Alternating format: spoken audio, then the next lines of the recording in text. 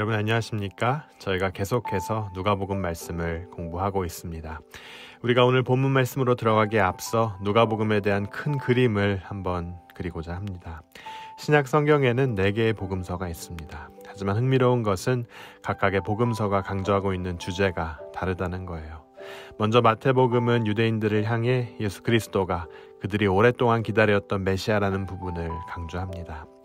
마가복음은 로마인들을 향해 예수께서 세상을 정복하는 왕이 아닌 섬기는 자로 오셨다는 것을 강조합니다.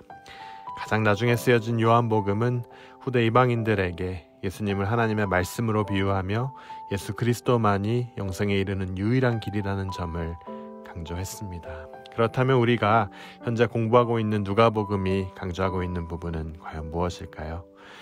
누가복음은 인간의 아들로 오신 예수님께서 어떤 사회나 있는 나약한 자, 가난한 자, 병든 자들을 향해 가지신 긍휼의 마음을 강조합니다. 그 안에는 과부가 된 여성, 병든 여성들 또한 포함됩니다. 그 시대를 살았던 있는 자와 없는 자, 남성과 여성 사이에 존재했던 불공평한 모습들을 향해 예수님께서는 어떤 것이 바람직한 것인지 가르쳐 주십니다. 특히 이 세상 어느 누구보다도 특히 남녀 사이의 화합과 순결을 위해 많은 일을 하셨습니다. 그렇다면 이제 다 같이 오늘 본문 누가복음 13장 10절에서 17절 안으로 들어가 보도록 하겠습니다. 네, 어느 한 안식일 한 여인이 회당에 있었습니다. 그 여인은 허리가 굽어서 몸을 조금도 펼 수 없었어요. 그는 그렇게 18년을 지내온 사람이었습니다. 예수님 또한 회당에 계셨습니다. 그가 그날 마침 가르치는 자였기 때문이에요. 여러분 이제 자세히 눈여겨보시길 바랍니다. 예수님께서는 그 여인이 가진 병에 대해 그에게 묻지 않으십니다. 그 여인도 예수님께 병을 낫게 해달라고 요청치 않습니다. 금일 말씀 12절, 13절은 단순히 이렇게 전합니다. 예수께서 보시고 불러 이르시되 여자여 내가 내 병에서 놓였다 하시고 안수하심에 여자가 곧 펴고 하나님께 영광을 돌리는지라. 그녀는 분명히 예수님께 어떠한 부탁도 하지 않았습니다. 예수님께 와서 고쳐달라고 조르지 않았어요. 예수님의 손을 막 붙들고는 자기 허리에 얹지도 않았습니다.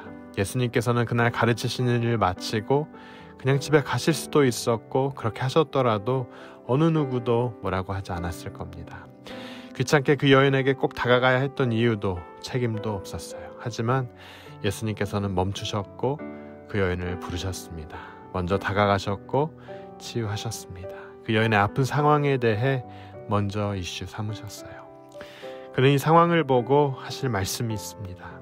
그는 안식일 날 회당에서 어떻게 예배해야 하는 것이 옳은지에 대해 하실 말씀이 있으셨어요.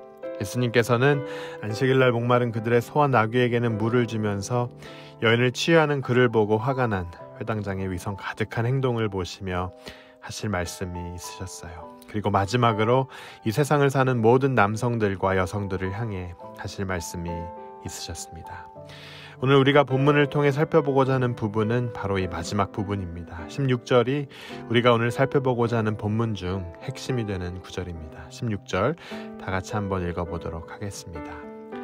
그러면 18년 동안 사단에 매임받은 이 아브라함의 딸을 안식일에 이 매임에서 푸는 것이 합당치 아니하냐. 만약 예수님께서 안식일날 선행을 베푸는 행위나 회당장들의 위선적인 행동에 대해서만 말씀하시길 원하셨다면 아마 이렇게 말씀하셨어도 됐을 겁니다. 이 여자는 18년 동안 사단에 매여 있었다. 안식일에 이 사람을 매임에서 풀어주어야 하지 않겠느냐. 하지만 예수님은 분명히 그렇게 말씀하지 않으십니다. 예수님께서는 아픈 그 여인을 향해 아브라함의 딸이라고 부르셨습니다. 이 여자는 아브라함의 딸로서 18년 동안 사단에 매여 있었다.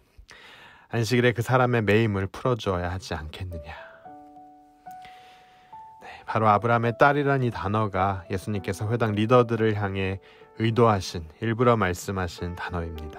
예수님께서 말씀하신 16절을 오늘의 현대말로 바꾸어 본다면 아마도 이렇게 될 거예요. 이유가 어찌되었건 너희 집에 있는 목마른 소들보다 너희가 이 여인을 훨씬 소중하게 생각해야 할 이유가 있는데 그 이유는 이 여인 또한 하나님께서 아브라함에게 약속하신 축복의 유업을 받은 자이기 때문이다. 예수님께서 하신 말씀 중 키포인트는 회당장아 너가 아브라함의 자녀인 것에 대해 무지 큰 자부심을 가지고 있는 거 알겠는데 이 여인 또한 아브라함의 자녀인 것을 좀 알아다오 라는 거예요. 너희는 아브라함을 너희 조상으로 생각해서 너희 자신들을 특별하게 생각하나 본데 이 여인 또한 아브라함을 아비로 둔 사람이니 제발 그 사실을 알아라. 그리고 거기에 걸맞게 이 여인을 대해라. 이것이 예수님의 메시지입니다. 예수님께서는 성경 속 이들에게 말씀하고 계시지만 오늘 우리 모두에게도 동일하게 말씀하고 계신다는 사실입니다. 우리 모두 하나님의 나라를 유업으로 받을 자들인 거예요. 회당장은 자신의 위치와 종교적 권위에 그만 눈이 멀어 이 사실을 망각한 듯 보입니다. 이 아픈 여인을 위해 무엇 하나 하기는커녕 자신들이 키우는 가축들 물주기에 급급합니다. 오늘날 우리도 우리의 관심이 필요한 주변 이웃들보다는 나만의 필요를 채우기 급급하지 않은지요. 남편과 아내, 형제지간, 이웃 사촌간, 친구와 친구 사이, 우리 모두는 이 세상에서 남자와 여자로서 서로 관계하며 살아갑니다. 우리는 하나님을 바르게 알고 따르고자 하는 그리스도인으로서 하나님이 보시는 시각으로, 성경적인 시각으로 서로를 대하는 법을 배워야 하는 거예요. 오늘 이야기 속 여인은 지난 18년간 몸을 구부린 채 살아가고 있습니다. 그렇게 살아가는 삶이 어땠을까요? 너무나도 힘들었을 겁니다. 아니, 끔찍했을 겁니다. 사람들은 쳐다봅니다. 사람들은 그 여인이 아마도 엄청난 죄를 지었다고 생각했을 거예요. 아이들은 그 여인을 보고 비웃고 키득키득거립니다. 그 여인도 어느 누구 자신있게 똑바로 쳐다보지 못했을 거예요. 사람들은 그녀에게 어떻게 다가가고 대화해야 하는지조차 모릅니다. 남편과 정상적인 결혼생활 또한 하지 못했을 겁니다. 그런 그녀는 모든 이에게 당혹 그 자체였겠죠. 하지만 예수님께서 이 여인을 대하시는 모습을 보며 우리도 상대방을 그냥 아무개가 아니라 영광의 왕, 그리스도의 유업을 받은 자들로 보셔야 한다는 거예요. 우리는 나중에 우리의 삶을 뒤돌아보며 서로를 얼마나 홀대했는지 깨달으며 많은 후회를 할 겁니다. 우리 모두는 그리스도 안에 거하는 형제 자매로서 서로에게 존경과 사랑을 표할 책임이 있는 거예요. 서로에게 존경과 사랑을 표현하며 살아갈 때 각자의 가정은, 우리의 공동체는 얼마나 더 행복해지겠습니까? 여러분 한번 생각해 보시길 바랍니다. 하나님의 말씀이 성경의 시각으로 서로를 아브라함의 자녀로서 대할 때 우리는 비로소 말로 표현할 수 없는 하나님의 영광을 향해 나아가는 하나님의 약속을 유업받은 자들이 된다는 사실입니다. 저는 여러분 모두가 서로를 진심 어린 사랑과 존경으로 대하시길 주님의 이름으로 축원합니다. 세상의 안경을 벗고 하나님의 눈으로, 말씀의 눈으로 서로를 대하는 성도 여러분 되시길 간절히 축원합니다. 여러분 오늘 누가복음 13장 말씀을 통해 예수님께서 말씀하신 이 모든 것들을 어떻게 하나로 통합할 수 있을까요? 예수님께서는 안식일 회당의 리더인 회당장의 잘못된 리더십을 지적하셨습니다. 아무도 쳐다보지 않는 한 여인에게 예수님은 먼저 다가가십니다. 진정한 리더답게 주도권을 잡고 다가가십니다. 오늘날 여러분들은 얼마나 서로를 향해 다가가십니까? 예수님께서는 자신의 위치를 진정한 영적 권위로 착각한 회당장을 나무라시고 그 회당장이나 허리가 굽은 여인이나 아브라함의 자녀로서 하나도 다를 게 없다고 말씀하고 계십니다. 자만의 가득 찬 모습을 밀어내시고 그 자리에 먼저 다가가는 섬기는 리더십을 한 예로 보여주십니다.